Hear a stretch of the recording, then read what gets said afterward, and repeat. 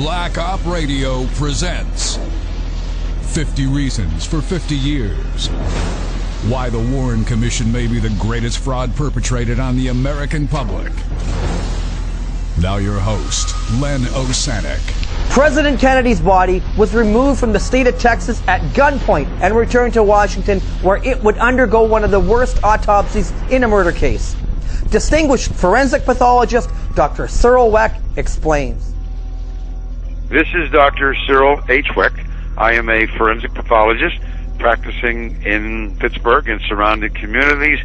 I am very actively involved. I did 372 autopsies last year. I've done about 18,000 autopsies over the past 50-some years and have reviewed, signed off, or supervised in about 38,000 other autopsies. I mention all this background in order to present the basis for my great dismay professionally, setting aside all the important political ramifications, the historical significance of the assassination of President John F. Kennedy, to think about an autopsy on the president of my country being performed by someone who has no experience at all in forensic pathology. This is 1963. This is not 100 or 200 years ago. The body of President Kennedy was transported from Andrews Air Force Base to the hospital in Bethesda by a Navy ambulance. This is a complex case for the most experienced, astute forensic pathologist. Multiple gunshot wounds, the president, wounds of the governor, the need to correlate the relationships of these various wounds, the sequence, the trajectory, the angle, the distance. This was not an easy case. And to have it performed by Humes and Boswell, who by their own admission, this was to the forensic pathology panel of the House Select Committee on Assassinations, had never performed a single gunshot wound autopsy in their entire careers. Now, Pierre Fink, coming over from the Armed Forces Institute of Pathology, arriving late, an Army guy in a naval setting, attempted to do a couple of things and was quickly put in his place by some gruff voice that we have now come to learn was a four-star general or admiral. The legitimacy of the criticism is the fact that even the people who defend the Warren Commission report, my colleagues, the other 8 members, for example, of the forensic pathology panel, and then all others who have addressed this, there remains to this day a great debate about where were the bullet wounds. Can you imagine that?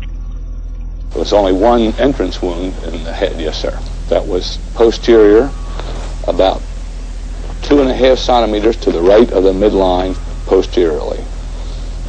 This is very important. You say there's scientific evidence. Is it conclusive scientific evidence? Yes, sir, it is. The Ramsey-Clark panel in 1968, they moved the gunshot wound of the head up 4 inches to the crest of the head from the lower part, the external occipital protuberance, where the autopsy pathologist had placed it. 4 inches.